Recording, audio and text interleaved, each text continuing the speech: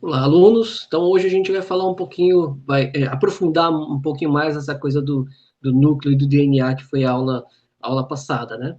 Hoje a gente vai ver, assim, como é que funciona essa síntese proteica. O que que é síntese proteica? Essa produção de proteínas, né? A partir da configuração que a gente tem no nosso DNA.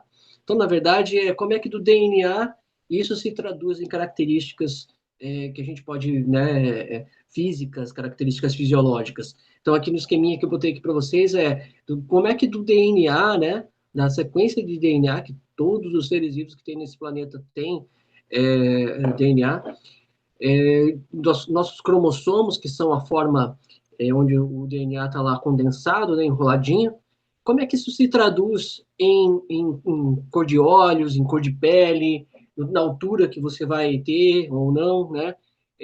Até na forma física, você vai ter barrigudinho, vai ser mais, né, o teu metabolismo se vai ser mais rápido ou mais lento.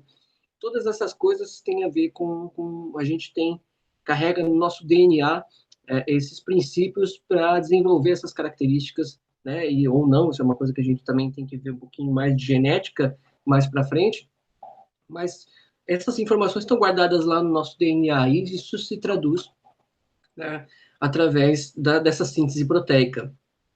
Né? Isso vai, como de fato isso acontece. É, né? Claro que existem outros fatores, por exemplo, fatores ambientais, que vão determinar se uma característica ou não vai se desenvolver ou não. O fator ambiental é também uma das coisas que determina isso, mas como o nosso foco é mais essa questão de DNA, como é que funciona esse processo, nós vamos focar nisso, né? Lá depois, mais para frente, quando a gente for estudar sobre a genética, né? A genética clássica do Mendel e a genética moderna, a gente vai daí entender como algumas coisas, como é que funciona essa matemática por trás desses princípios que regem a hereditariedade. Tá? Então, a primeira coisa que a gente tem que relembrar, na verdade, para a gente entender como é que uma característica, o DNA, uma sequência de DNA se materializa na produção de uma proteína ou, né, desenvolvimento de uma característica, a gente tem que voltar ao que é o DNA, né? Que é esse, tipo, a gente deveria falar ADN, né, que é ácido desoxirribonucleico, que é o nome da molécula em si, mas o DNA é em inglês, né, a sigla é em inglês. Mas ele é formado, então, por essa sequência de nucleotídeos, que a gente viu. Os nucleotídeos são essa trinca aí de fosfato, pentose e base nitrogenada. Né? O fosfato fica mais externamente e a pentose no meio, que a pentose é um tipo de açúcar, né? Com 5 carbonos, por isso penta, né? De 5 carbonos, pentose. E depois a gente vai ver que as diferenças entre DNA e RNA. Mas o que muda, né, de um nucleotídeo para outro são as bases nitrogenadas, né, que pode ser desses 4 tipos, a timina, citosina, adenina e guanina. Só as bases nitrogenadas que mudam. Isso para todos os seres vivos que existem na Terra. Né? Só, como a gente compartilha com todos os outros seres desse planeta, se for, sei lá, bactéria, planta, sei lá, um elefante, todos eles têm a sua base genética, né, o seu DNA tem as mesmas coisas que a nossa também tem. Né? Não importa que organismo você pense, a base é a mesma. Por isso, é uma das evidências da origem em comum, né, entre todos os seres vivos. Em algum momento surgiu a vida e ela evoluiu, e nós somos todos meio que interligados. Todas as formas de vida desse planeta estão interligadas de alguma forma. Então, esse é o nucleotídeo, né? Fosfato, pentose e base nitrogenada. Então, as bases nitrogenadas são o que mudam, né? A timina, e também, daí o que a gente tem que lembrar, o que é DNA, o que é RNA. O DNA, ele modifica por conta da timina, que tem no DNA e no RNA não tem a timina, tem a uracila. As outras bases nitrogenadas, elas ficam a mesma coisa. E uma das coisas que muda também é o açúcar pentose. Esse açúcar tipo de pentose, ele vai mudar, porque ele pode ser no caso do DNA, a gente está falando de uma pentose que é do tipo desoxirribose, e no RNA é uma ribose apenas. O que muda de uma pentose para outra? Não sei se vocês estão percebendo aqui, mas o que está grifado é aqui, ó. aqui numa ribose, que é o RNA, né? A gente vai ver para que serve o RNA depois, tem um oxigênio, certo? Né? Nessa composição química, que a gente não precisa entrar na química orgânica, que não é o interesse agora, mas percebam que tem um oxigênio aqui, certo? Na desoxirribose não tem esse oxigênio. É por isso que vem a ideia do desoxi. Desoxi é menos um oxigênio. Desoxirribose. A ribose é o tipo de açúcar, pentose, que a gente tem aqui.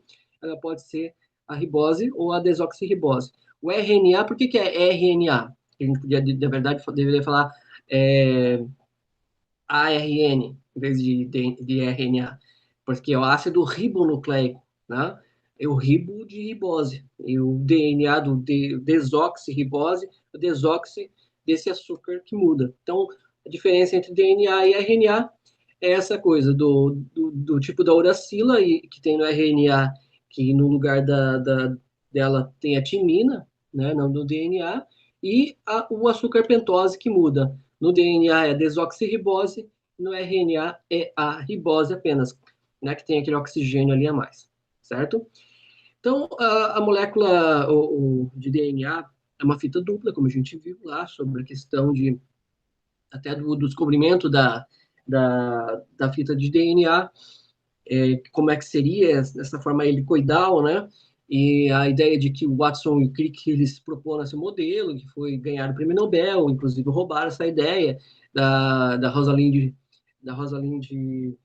esqueci o nome dela agora, Rosalind, enfim, né, essa grande cientista Rosalind, que eu esqueci o sobrenome, ela tinha já pesquisas com raio-x, ela tinha já fotografado, usando raio-x, o que seria uma molécula de DNA e já proposto a ideia de que ele seria helicoidal. A questão é que roubaram a ideia dela e passaram na frente, né? Depois de morta, ela ganhou o prêmio Nobel, porque viram que realmente o próprio Watson, ele viu que ele escreveu um livro e falou que realmente ele pegou a ideia dela sem pedir e tal. Enfim, coisas da natureza humana, né? E essa dupla fita tem essa ligação entre as bases nitrogenadas. Lembra que o que praticamente no DNA, o que muda, a única coisa que muda são as bases nitrogenadas.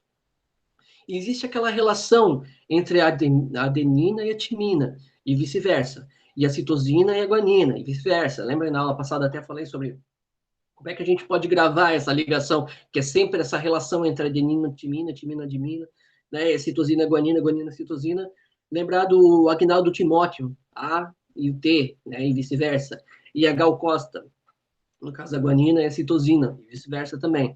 Lembrando que sempre a disposição desse código genético, que são sempre essas 4 bases nitrogenadas só, ela tem essa ligação entre essas 2 bases nitrogenadas cada ali, né? Isso é importante lembrar depois.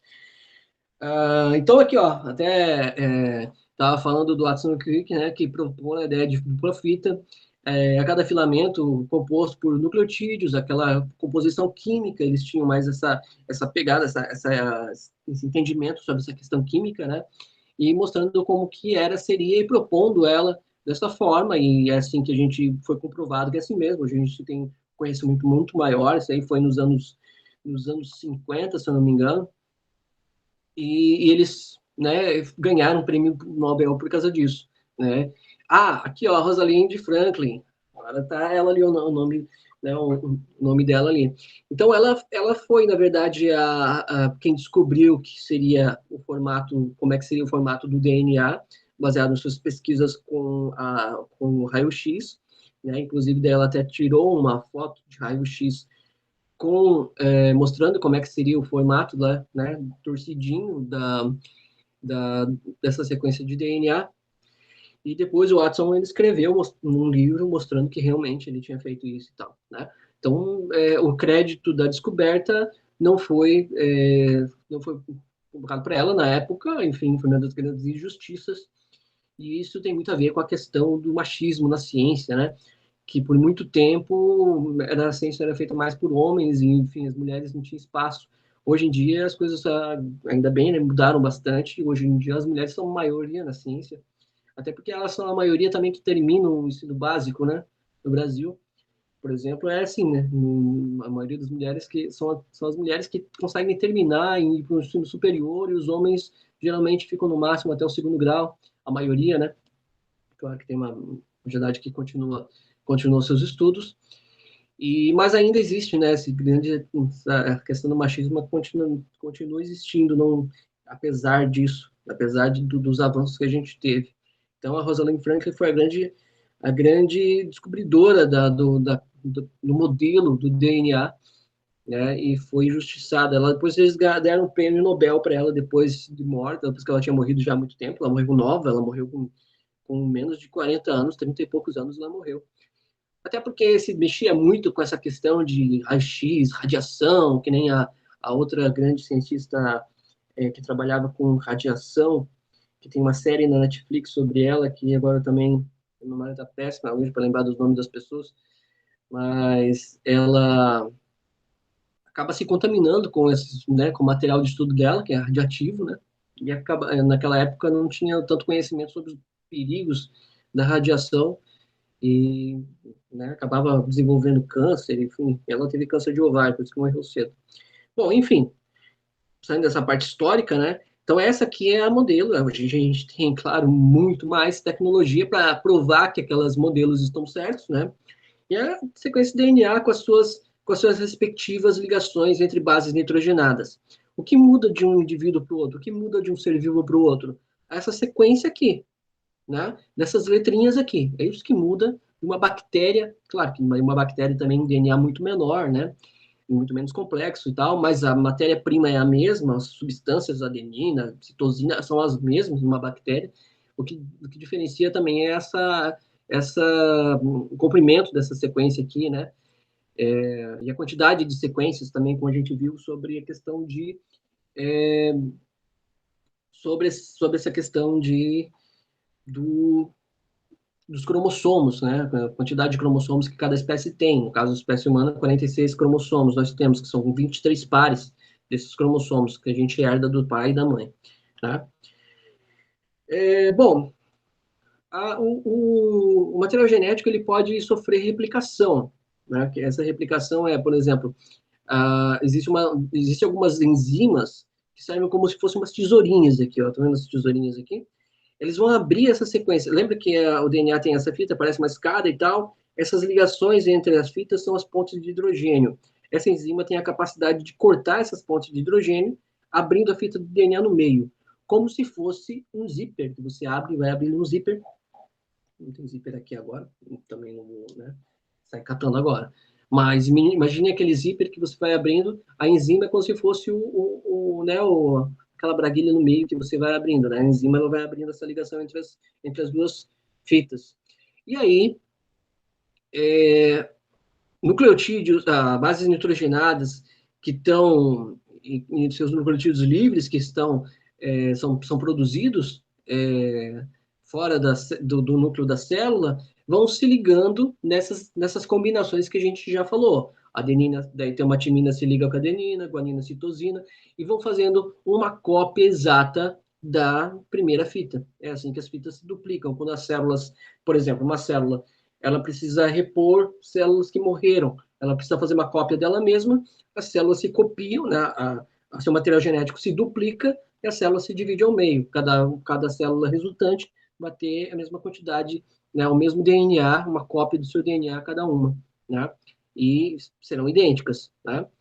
A fita nova surgida aí a partir dessa fita original, né? Então essa duplicação ela serve por exemplo, para a mitose, que é um tipo de divisão celular que a gente vai estudar mais para frente. Pense assim que, na verdade, muitas vezes, né, nesse momento de duplicação, às vezes acontecem as falhas que são as mutações, né?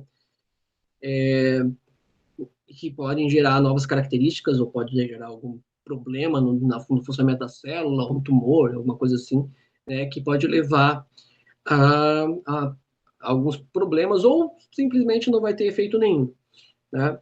Então, a gente agora vai falar sobre os genes, que é o que interessa para a gente. Que o gene, na verdade, é uma sequência do teu DNA onde vai ser codificado alguma proteína, que essa proteína vai se refletir em alguma característica. Aqui a gente está vendo o ácido ribonucleico, que é uma fita simples, não é uma dupla fita, como o DNA, né?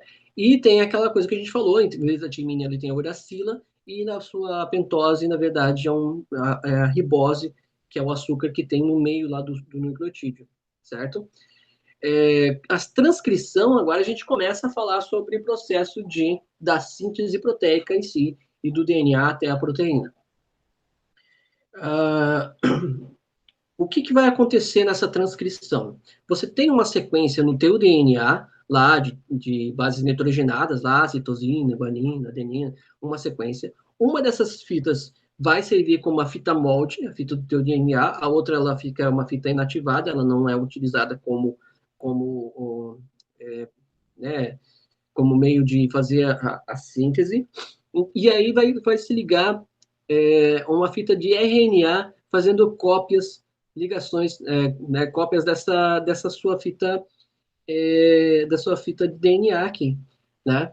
Então, se aqui do lado tem né, uma citosina, vai formar no RNA uma guanina e tal, assim por diante. Lembrando que se você tem uma adenina, do outro lugar seria a timina, no RNA não tem timina, tem a uracila, ela substitui a timina no RNA.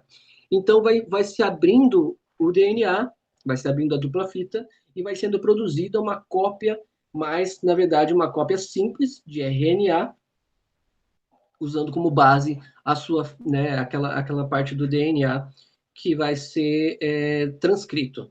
Transcrito é isso, ele vai pegar as informações que estão no DNA, certo? Então, aqui a gente tem as pontas de hidrogênio se rompendo, abrindo a fita de DNA. Aqui a gente tem a formação da fita de RNA, lembrando aqui, ó, a uracila sendo né, a complementação da adenina que está no teu DNA. Essa fita que está sendo formada aqui é o RNA mensageiro que a gente vai ver. Então, aqui, por exemplo, pegou, fez uma copiazinha, né, uma copiazinha da parte do teu DNA. Essa sequência é menor, é um RNA, né? O RNA mensageiro, tem o RNA transportador e o ribossômico. Vamos ver um pouquinho de cada um. O RNA mensageiro, ele pega ele vai fazer essa transcrição do teu DNA, né? E vai transportar essa informação para fora do núcleo, né? Então, ele vai usar ali o teu DNA como molde e vai sair do núcleo carregando essa informação que tinha no teu DNA. Por isso ele é mensageiro, ele leva essa mensagem para fora do núcleo. E aí acontece o seguinte: a cada três nucleotídeos, a cada três bases nitrogenadas, vamos usar as bases nitrogenadas que são o que mudam, né? A cada três bases nitrogenadas que você tem no RNA, a gente diz que a gente tem um códon, né? Cada três bases nitrogenadas, ou cada três nucleotídeos também pode ser, a gente tem um códon. Então, a cada trinca de nucleotídeo, um códon. Né? Aí a gente pensa assim, quantos sete códons, quantos nucleotídeos vai ter? É só você multiplicar, né, por 3, que você vai ter essa conta aí resolvida. E o RNA transportador? O transportador, ele vai fazer o seguinte, ele vai estar no citoplasma da célula, né, não dentro do núcleo, e vai pegar aminoácidos produzidos que estão espalhados pelo citoplasma e vai carregar isso até os ribossomos. É o transportador, ele transporta, ele pega aminoácidos livres que estão no citoplasma da célula e leva para o ribossomo. Que o ribossomo depois eu vou entrar nessa parte aqui. O ribossomo aqui vai fazer o trabalho de pegar essas duas partes de RNA mensageiro mais o RNA transportador, que é o anticódon, códon e anticódon, e aí eles vão formando uma sequência de aminoácidos. É isso que interessa para a gente. Então, onde é que fica tudo isso? Vamos ver aqui. Os ribossomos, eles estão espalhados pelo citoplasma. Eles ficam produzindo as proteínas e né, alguns aminoácidos ficam livres no citoplasma. Dentro do núcleo está o DNA. Né? Aí o RNA mensageiro é produzido usando como base a fita de DNA, e ele sai do núcleo, pelos poros né, da membrana nuclear, para chegar no ribossomo, onde eles vão se encontrar. Então, assim, o RNA mensageiro né, chega no ribossomo, é uma das fitas lá, como se fosse lá do zíper, né? E o RNA transportador, pegando aminoácidos livres, se liga ao RNA mensageiro e começa a produzir a produção de aminoácidos. uma cadeia polipeptídica que a gente fala. Não ficar decorando nome estranho, né? Mas é uma cadeia de aminoácidos que dá origem, né, a aminoácidos específicos, que a gente vai ver para que eles vão servir, certo? Então vamos tentar para resumir isso. O teu DNA lá dentro do teu núcleo, ele se abre, a dupla fita ela se desfaz, claro que não inteira, só em algumas partes onde ela vai ser transcrita.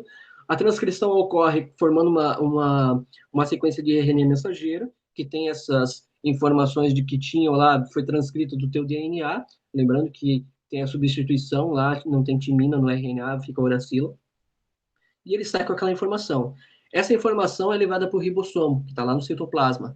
Junto com o RNA transportador, né, que traz o anticódon, códon e anticódon, 3 bases nitrogenadas de um lado, 3 bases nitrogenadas do outro, começa a produção dos aminoácidos que a gente quer, certo? É isso que vai gerar, mais para frente que a gente vai ver o seguinte. Então, a transcrição é a saída da informação do DNA em forma de RNA mensageiro, né? Transcreveu o que tinha no DNA, transportou para fora do núcleo da célula, e a tradução significa pegar esse RNA mensageiro mais o RNA transportador e transformar isso, traduzir isso numa proteína. Né? Claro que até a proteína a gente vai ver que tem um espacinho aí, porque primeiro se formam os aminoácidos em si, né? Os aminoácidos aqui. Por exemplo, se você tem um códon que é uracila, uracila e uracila, aquele só as letras, né? Você vai formar esse tipo de aminoácido, a fenilalanina, né?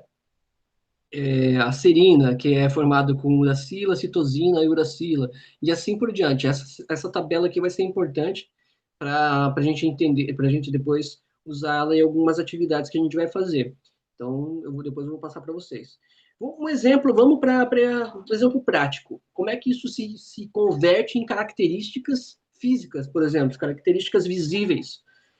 Um exemplo é a melanina. Né? Melanina que dá pigmento, né, o pigmento da pele, que vai dar coloração, você vai ficar mais clara, mais escura. Todo mundo, exceto quem é albino, né, produz melanina. Claro que essa questão da quantidade vai depender de uma questão genética também, né? Tipo, se você, dependendo da tua ancestralidade, você pode ter herdado a produção de mais melanócitos, que é a célula que produz a melanina, ou menos, depende da onde você, né, da tua origem, né, dos seus antepassados aí.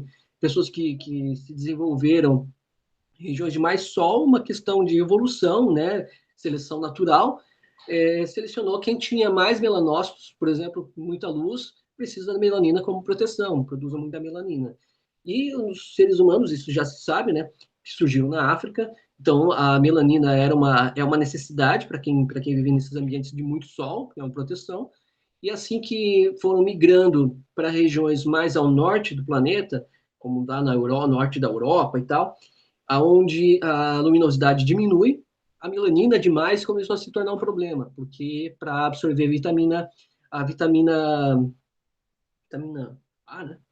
A vitamina A, não, vitamina D, desculpa, sempre me confundo com essas vitaminas, mas para absorver vitamina D, que é utilizando sol, né, e você precisa disso para fortalecer seus ossos e tal, você precisa pegar sol, né? A luz precisa chegar na tua pele e ser absorvida para a produção dessa vitamina. E a melanina se torna uma barreira para isso. Então, no lugar que tem muito sol, ela se torna barreira para proteger, mas é tanto sol que um pouco né, acaba sendo benéfico para a produção de vitaminas. Já nos ambientes sei lá, do norte europeu, né, onde é menos incidência de luz, né, por conta até pela questão da curvatura da Terra, né, que ela não é plana, né, sempre é bom lembrar, menos luz, né, muita melanina na pele, acabava sendo um problema para a absorção de vitamina D. Então, a seleção natural agiu novamente e pessoas que produziam menos melanócitos foram selecionadas para viver naqueles ambientes. Aí a pele foi ficando mais clara. Então, essa é a grande diferença que existe. Né? Foi uma questão mais de adaptação a ambientes que os tons de pele surgiram, né? A cor de olho também. né? E aí, como é que funciona essa produção de melanina? A gente carrega no nosso DNA né, aquela sequência genética, e a melanina, a substância melanina, que dá a pigmentação, ela é produzida a partir da tirosina, que é um desses aminoácidos essenciais.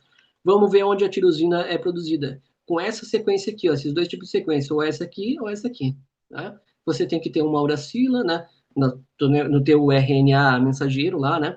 Significa que você tem que ter no teu DNA, né, é o contrário, né? Então, aqui seria uma timina, seria uma adenina, uma tirosina e outra adenina. Você tem que ter no DNA para ser transcrito em um RNA mensageiro, que nem esse daqui, né, com essas letras aqui, essa trinca que esse códon aqui, e aí nos seus ribossomos da célula lá, dos melanócitos, que são as células que produzem a melanina, começa a produção de tirosina, que vai ser convertida em melanina. É isso, a pele vai ficar, né, com o pigmento mais claro, mais escura. Né? Então, uma característica que a gente vê que é produzida desse jeito, pelo esse processo de síntese proteica. Né? Isso é traduzir uma informação genética em uma característica física. Né? Ou a queratina. A queratina já é, né, procurando aqui as proteínas que a gente precisa para, por exemplo, hormônios, sei lá, insulina, é, adrenalina, todas, né, hormônio do crescimento, todos esses hormônios também são proteínas, são feitos a partir desse processo de transcrição e tradução, né, da síntese proteica.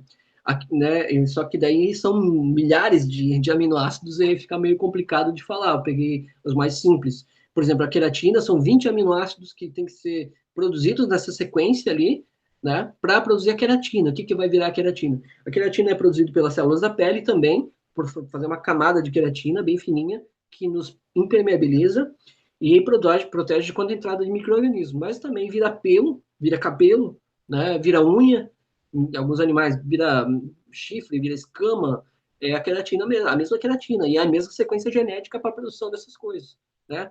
Que daí você tem que somar todas essas, olhar cada uma delas, dá uma sequência enorme aqui, né? Que a gente pode até fazer como exercício para vocês olharem qual que seria a sequência de códons para formar esses 20 aminoácidos, né?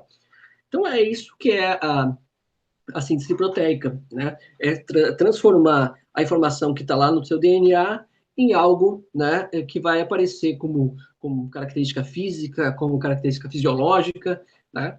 De fato, aquilo vai se transformar em alguma coisa. Porque é muito, assim, como é que eu vou dizer assim, vago para as pessoas entenderem tá, as informações genéticas estão no teu DNA, mas como é que aquilo vira alguma coisa? Como é que aquela informação genética acaba virando, por exemplo, a cor de olho, cor de cabelo, ou cor de pele, como a gente viu, a altura e tal. A altura tem a ver com o hormônio do crescimento e tal. Tem a ver com essa síntese proteica, de transcrever a informação que está no teu DNA e traduzi-la em proteínas que vão ter uma atuação em alguma coisa, vão agir de alguma forma no teu organismo, certo? Espero que tenha ficado mais claro, um pouco claro nessa explicação. E é isso. Qualquer dúvida é só chamar. Até a próxima.